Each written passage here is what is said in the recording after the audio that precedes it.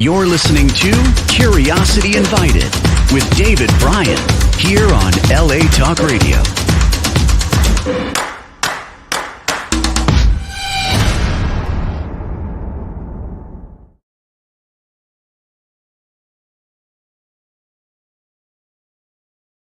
Daryl Davis is an activist working hard to build bridges between people with radically different points of view. Jeff Scoop was, for 25 years, the leader of the National Socialist Movement, the American Nazi Party.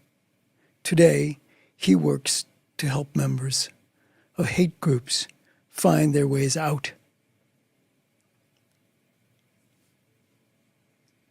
How did you guys meet? How'd that happen? Okay, well, a documentary was being made on the work that I do. Oh, that's and right. it's called Accidental Courtesy. So anyway, yeah. So the producer and director were flying me around the country, and I was, meeting with different KKK people and interviewing them.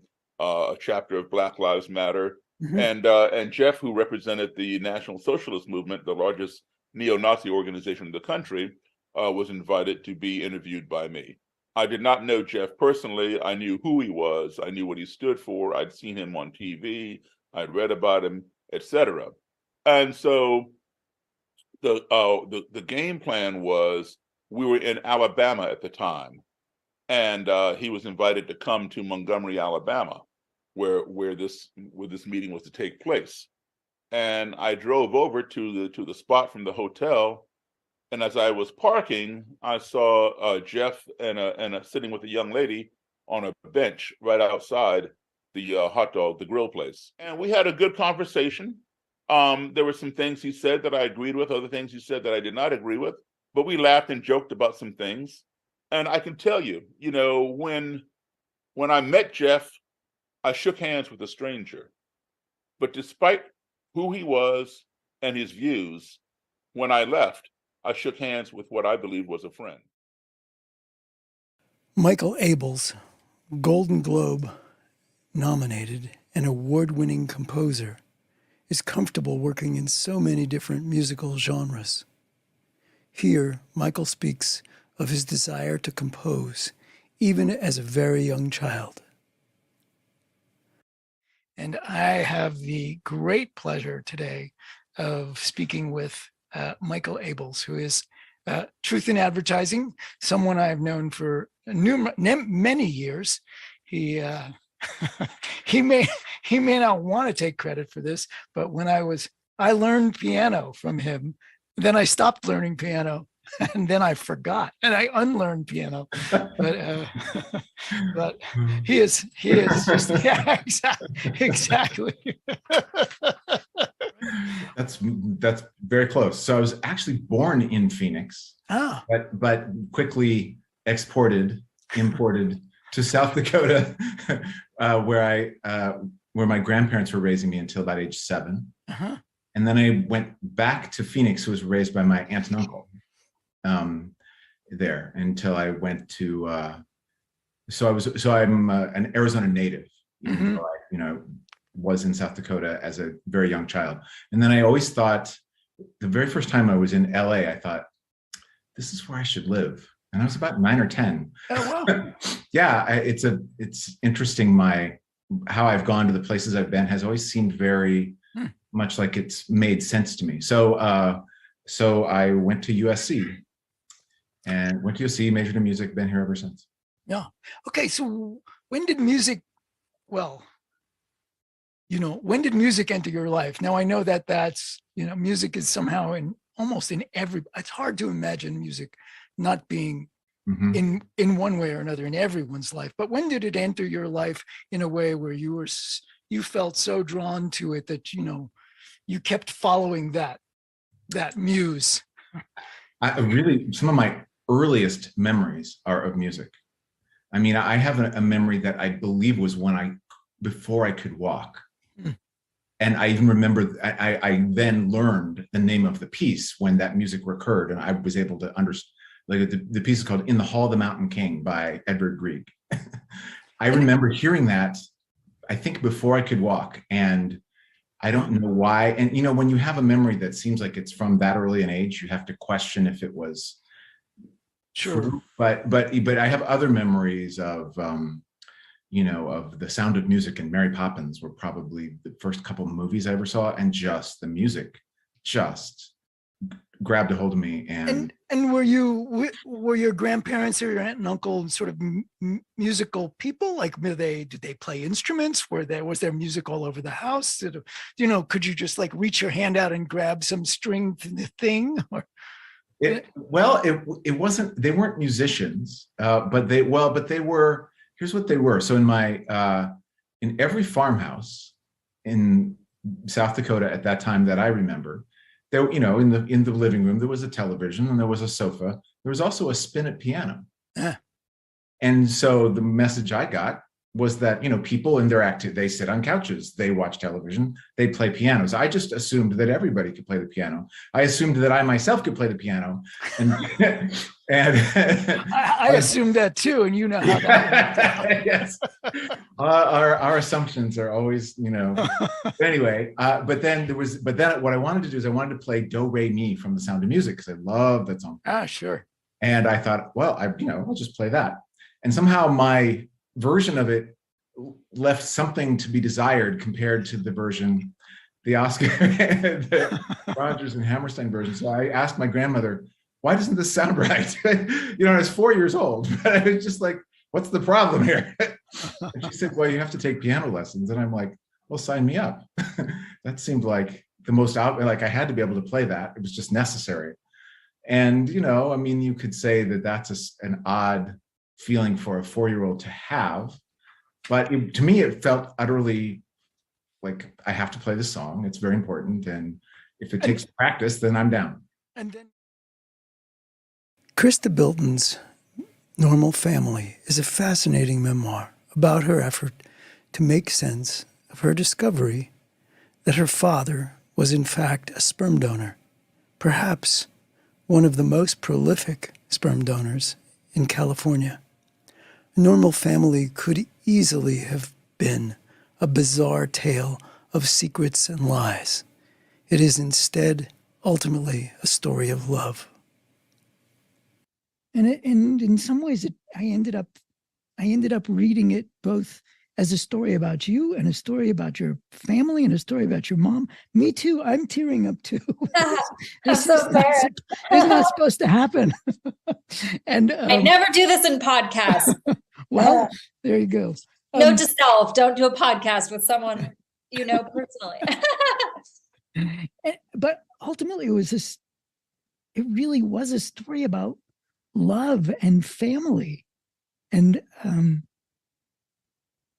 so you took me to all those places. Is that I found out in my mid-20s that the man I had known as my dad, after I was born, secretly became one of the most prolific sperm donors at the California Cryobank, and that I had anywhere between several dozen and possibly hundreds of half siblings growing up all over the U.S.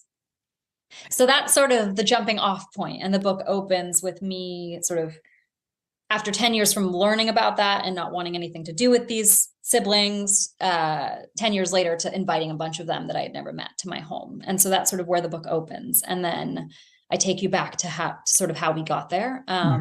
But really, it's the story of me growing up with my incredibly unconventional mom and dad in the 80s, 90s, Los Angeles. Well, maybe it's because I knew you and your mom, right? I know, but I felt like the book, intentional or otherwise, did such a magnificent job of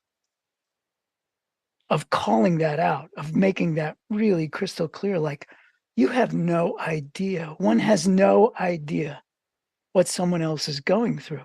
The judgments we make about anybody, right? About like the God, what an asshole. Yeah, that may be. That person may be an asshole, but boy, we don't understand. We don't know. We can find out and then decide, yeah, that person's really just a thoroughgoing asshole. Or we might, as you did in the book, or at least what I got from it, was, we might say, wow, I had no idea. Of course that's why, blah, blah, blah.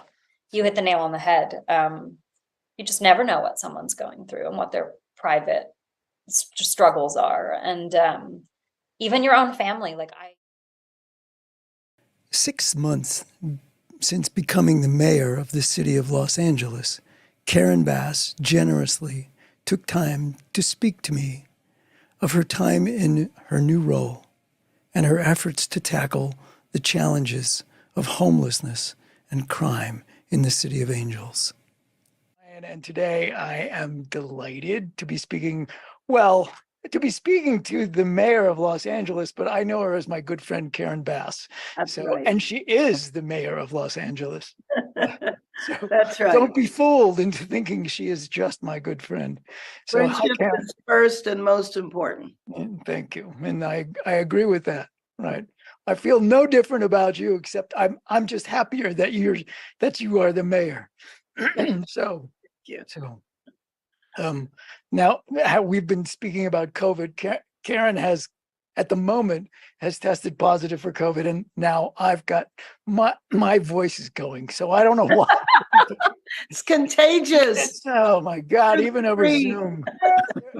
Have there been any surprises when you walked in the door? You know, once you were able to kind of look under the carpet, and are there things that there must be? It's a city. Yes, there are there's things that things- must come up, and Well, there's things that have shocked me. When it comes to homelessness, the fact that the level of bureaucracy and the insanity of it, considering that we have 40,000 people asleep on the street. Let me give you an example. This is the best example. You're living in a tent, David. You've been living there for 5 years. Well, in order to get housing, you have to prove to me that you're poor. And by the way, where's your ID? yes, the ID problem is huge. You don't have it? Oh, okay. Well, listen, let me help you fill out the paperwork so you can get your ID. Now you ask me, where's it going to be mailed? To my tent? Right. So what I don't understand is that why are we putting people through this stuff? Why don't I put you in a motel room? And why don't I assume that you're poor? It's one of those, yes, it's one of those when you hear about it, you're just like, duh. Right. Yeah, it's Right. wild. It's But wild. that's the kind of thing that has just shocked me, considering the magnitude of the problem here. If there were 10 or 15 people on the street, okay, so there's bureaucracy. But why didn't the city and the county act with a sense of urgency? There was no urgency. Okay, so I'm going to ask you that question. I mean, without mentioning anybody's name, of course, but well, unless you want to, but that's a good question. Why, given the size of the problem, has the bureaucracy made it all but impossible to address these human beings like they're human beings? Well, this is a functional problem of our system. When policies are passed, unless there is a specific sunset, they last forever. And so when you pile policy on policy on policy with no sunset, you have a mess. And you have all of these people who are trying to do the right thing by following the policies that actually contradict each other. And so you don't have a lot of people who are willing to say, you know what, I'm not going to follow that rule because it makes no sense. People don't want to jeopardize their careers. Politicians don't want to take a risk because they might fail. And I've had people who are in office today who, when I started this, said, you tell me you're going to deal with the encampments? I wouldn't touch that with a 10-foot pole. Well, it's like, you're saying you wouldn't touch 40,000 people sleeping outside with a 10-foot pole? Well, no, because I don't know what to do. They're risk averse. And look, I might fail, but you know what? I'm going to go down trying. No. Northwestern University computer science professor Larry Birnbaum takes the time to speak about artificial intelligence, large language models, and ChatGPT in particular.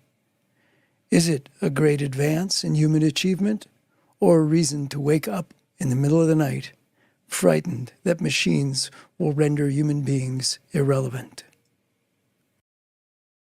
How should people who have no idea what you're talking about feel I don't about know how I feel investing? about it, David. So you're Then asking, there we go. you That's know, I that's mean, the last question. Right, look, yeah. what do I think? I think it's a great triumph. And I think, B, it is not the end of the line for AI. There's a lot of stuff that, again, we don't understand. So these machines, for example, there are certain fundamental things that they don't have, these kind of LLMs. They don't really have goals. When they're saying something to you, it's not because they want you to know something. I mean, they don't seem to go through the process that we go through in producing intentional or goal-directed behavior. I mean, there's no gainsaying the incredible advances.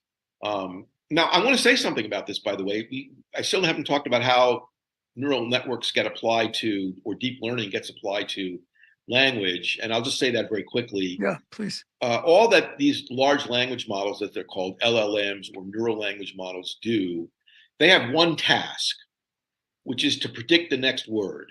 So what you do is you basically say,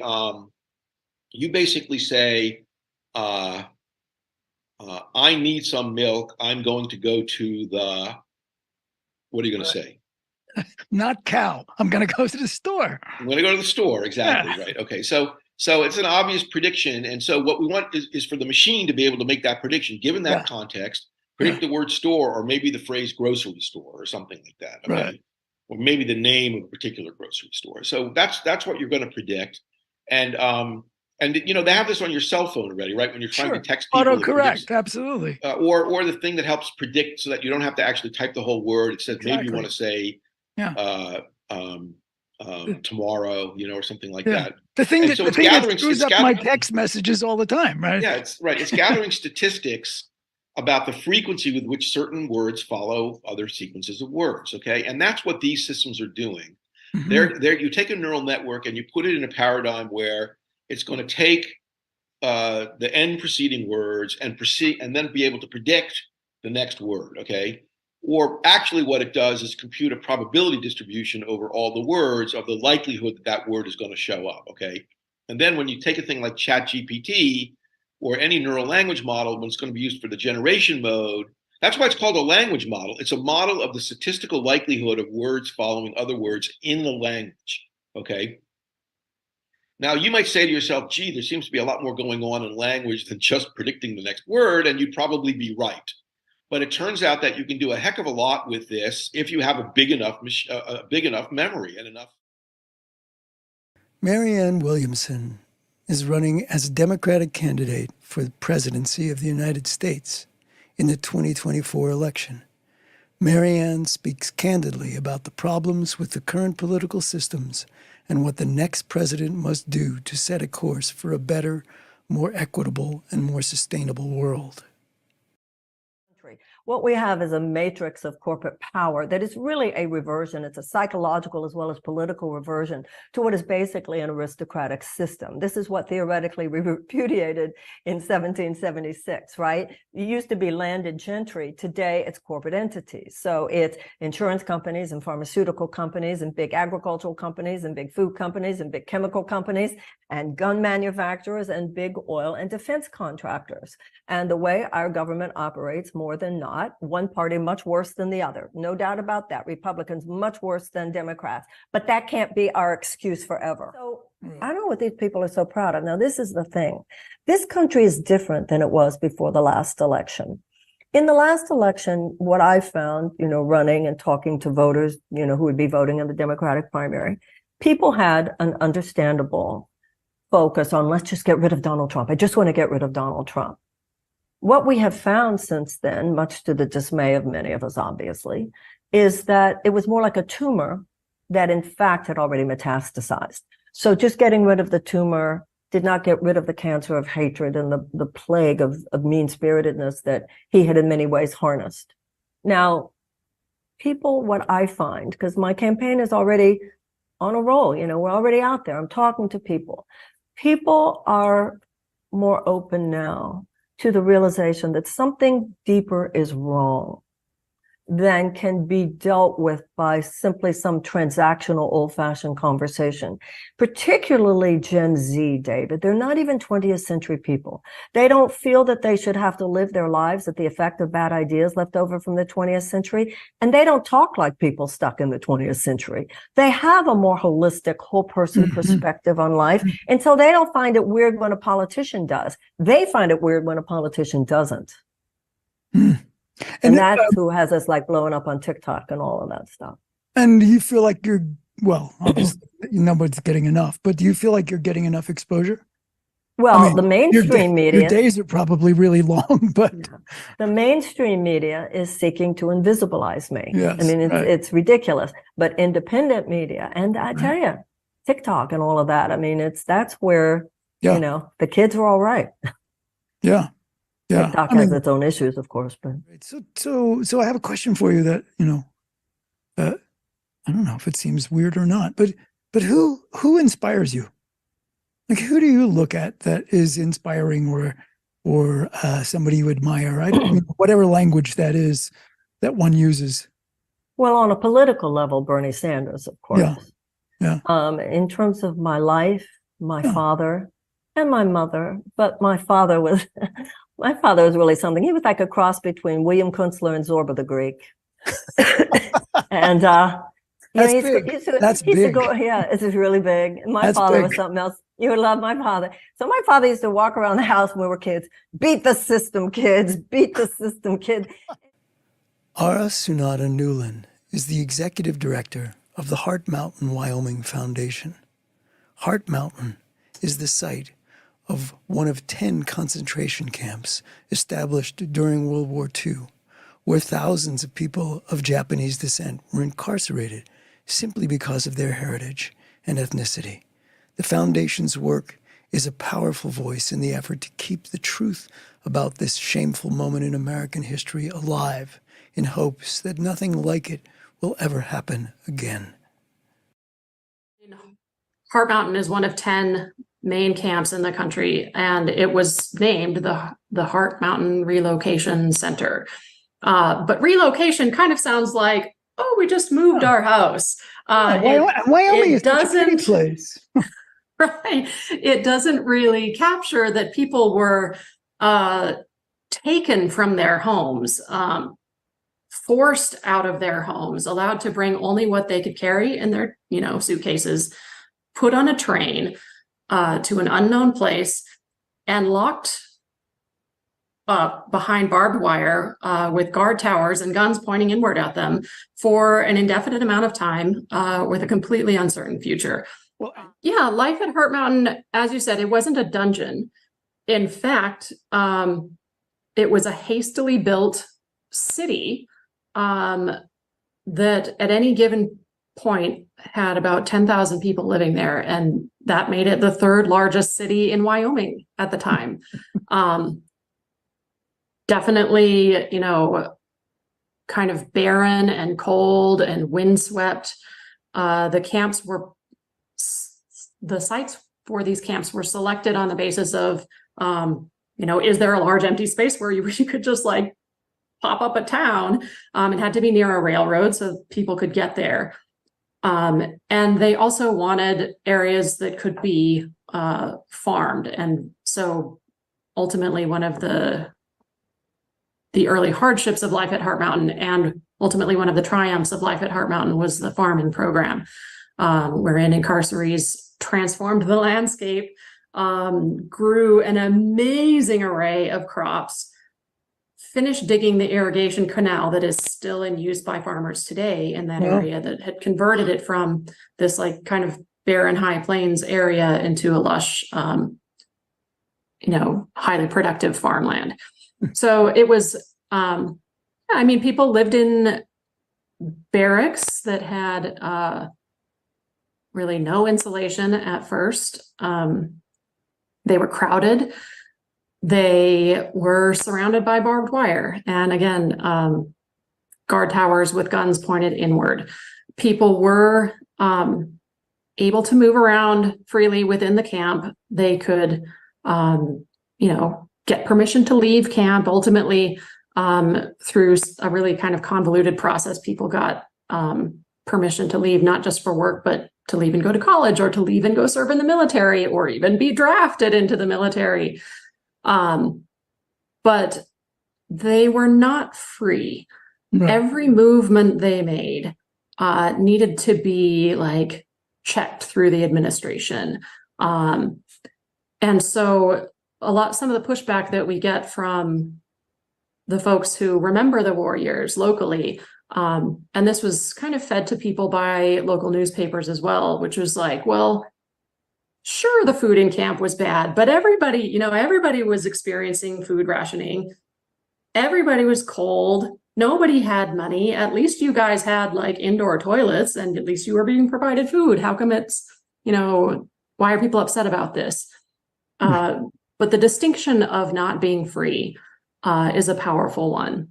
And the fact that they were being held, indefinitely with no future in sight, not knowing when it would end, and having to give up everything that they had built their lives around before that, is an incredibly traumatic and damaging thing to do. Robert Oakes is the former chief of probation of Sonoma County, California. Here, Oakes speaks candidly about finding the delicate balance between punishment and care that best serves the community, law enforcement institutions, and those convicted of criminal behavior. But there are some kids that are so damaged, so dangerous, have such great needs. We don't have those resources, especially if you think about, think about sex offenders, you think about arsonists, you think about mentally ill kids, or somebody committed a double homicide. You're going to keep them locally, in the community for 10 years, 15 years. So the probation chief, wanted the state to keep it open for just this, the small number, for the very difficult ones. And Newsom said, no, we're shutting it down. So wait, you need to say that again. Just because it is so not the message that gets played in the. So we are in the middle of, or in some point in a massive reduction of crime. Yes. And you might remember back in the late 80s, early 90s, when there was a federal crime bill, there was talk about the super predators, juveniles coming up, and we have to make all these laws, and we have to build these prisons, and we have to just get rid of them. And as a matter of fact, at that point, there was an important piece of research, probably 70s or 80s, this sociologist who did some research way before that stuff that I told you, what we know that works. Yeah. Some piece of research. He said, well, we've looked at all the different ways we've tried to help offenders, and you know what? Nothing works. Nothing works. We can't help them. So, and that was consistent with the thinking at the time, which was lock them up, throw away the key. Right. And over time, research was saying, you know what? That's not right. Some things do work.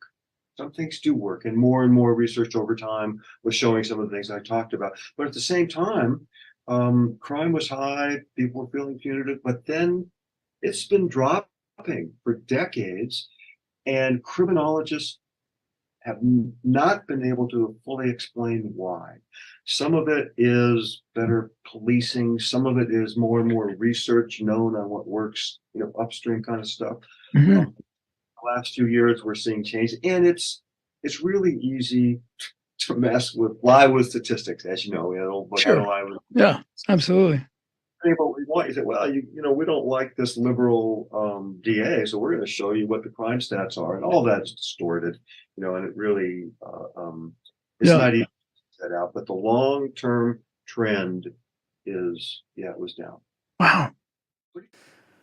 Although the name Layla Steinberg may not be widely known, the names of some of the young people she mentors are educator, manager, and mentor to some of the most well-known rap artists in the world, among them Tupac Shakur and Tebe Kozitsile, also known as Earl Sweatshirt.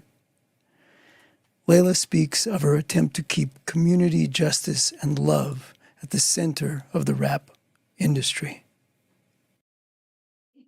But just in terms of how I'm referred to in public spaces and the fact that I haven't done a new bio or really anything in years, Yeah. I definitely get tied into my 20s and my entry into the business of music. So when people think about whether I've contributed or not, I'm definitely connected to Tupac. He's been part of my identity. It was a train that got away from all of us, and it was Could you like, just what does that mean? Oops, wait a second. I think I'm frozen. So let me unfreeze. There we go. So what does that mean? There was a train that got away from. It means he started out, if we look at Malcolm X and we look at just his transformation and who he was as an activist that woke up a generation and became the symbol of a level of activism. Tupac was a lot like Malcolm in the beginning. He wanted to fight for a cause. He wanted social justice. He wanted things different for the Black community primarily, but he cared about humanity. When he died, his lifestyle was really toxic. He had people around him that were toxic. His behavior changed. I still love Pac, but if we're honest, he wasn't healthy for the Black community in the end of his life. Those 9 months that he was on Suge's label, he was really divided. He really wanted to make a difference, but he was living a lifestyle that's informed by hip hop culture, rap music, and this is part of this Kanye conversation. Record executives profited off of violence, off of perpetuating some really unhealthy things. And I watched it and was not able to impact anything. I was not respected enough. I was really convenient when I brought incredible talent to the table, when I developed talent. But as a woman in business, I had a lot of fights in a lot of rooms. And I really saw how unhealthy this industry was for Tupac and what it did to him. And so with Tebe, I saw an opportunity to have an influence, and he was young enough and my voice was so much stronger that I wanted to see this really brilliant young man live. And Doctors Peter Schnall and Marnie Dobson direct and co-direct the Center for Social Epidemiology. Their research in the area of work stress and the damage it does to workers, their families, and the organizations they work for sheds light on the problems of worker stress and what can be done to fix them. Okay, so my blood pressure went up, okay, before I even started driving the bus. When I killed my first pedestrian, okay, and they said, okay, that's it, you can't drive this bus anymore, okay. Killing pedestrians is not allowed, even when you're behind the wheel of an automated make-believe bus, yeah. Make-believe bus. Okay. But what is invisible to even the people who are working in these jobs? I mean, it's an incredible problem to educate our society to what work is doing to people in our modern society when the workers themselves, okay, who are experiencing these stressors are unaware of the fact that they are being damaged by this, okay? There's a reason why they call high blood pressure the silent killer. Sure. People work for years on a job, their blood pressures, we have epidemiologic studies. We see that the overall population blood pressure goes up roughly 1 millimeter per year that you work in the workplace. You enter the workplace at 120 over 80 at the age of 20, and you leave the workplace at 60 at roughly 140 over 90. So that's been explained by medical science. Oh, this is aging. The problem with that conclusion is it's not true. There are many groups within American society whose blood pressures don't go up inevitably with age, whose blood pressures are pretty much the same at the age of 60 or 80 as they were when they were 20 or 30. And non-industrial cultures all over the world don't show increases of blood pressure with age. Agricultural workers, Sweden/Burn ergonomic workers, they are all groups of people whose blood pressures basically stay pretty much steady their whole lives. Until he left the organization in 2019, Jeff Scoop was for 25 years the leader of the National Socialist Movement, the largest and most active neo-Nazi organization in the United States. Now, as the founder and president of Beyond Barriers, Jeff works tirelessly to help people avoid being drawn into extremist groups and ideologies. It's a powerful thing, and I'm really, really grateful that you're that you're doing the work you're doing now, and that you're and that you're no longer doing what you were doing, and that you're willing to speak about it and be honest about it and be upfront about it. Was it a struggle? Is it a struggle for you to have come to the realization of what you were doing in the world and forgiving yourself for doing that? It certainly was a struggle. I still struggle with the word forgiveness because a lot of times when I look back on my life and the things that I've was involved in and stuff, it's a difficult thing. It's a difficult word, I guess you could say, to contend with. I'd like to say that I've forgiven myself, and I think that the work I'm doing now speaks for itself and is redemptive and working towards reconciliation and all of those things. So I think that's important as well. But I struggle with that word because there's a lot of there's people out there in the world that I've met countless people. I couldn't even give you a number that have said, that they've forgiven me, and I've apologized to some of the people that I was nasty to in my previous. I like to say previous life. It was the same life, but yes, right. Yes. Yeah. I like to look at it as if it was somebody else, but so I've made a lot of positive strides in that. One of my friends, an African American man, he told me he was at one of my talks, and he said, he grabs me afterwards, when there was no one there, and he says, "You better not ever say that you don't forgive yourself, Jeff. That's going to hold you back. You're doing good things. Don't struggle with that." But I try to remember that when people ask, because it's tough. It's tough, Yeah. Like I take ownership for what I've done in my past, and I think that's an important part towards that. But not everybody can forgive, and I understand that too. Yeah. Award-winning musical composer Michael Abels returns to Curiosity Invited on the occasion of his winning the 2023 Pulitzer Prize for Music for the opera Omar. Michael speaks about winning this prestigious award along with his co-author, Rhiannon Giddens, as well as his newfound and well-deserved notoriety.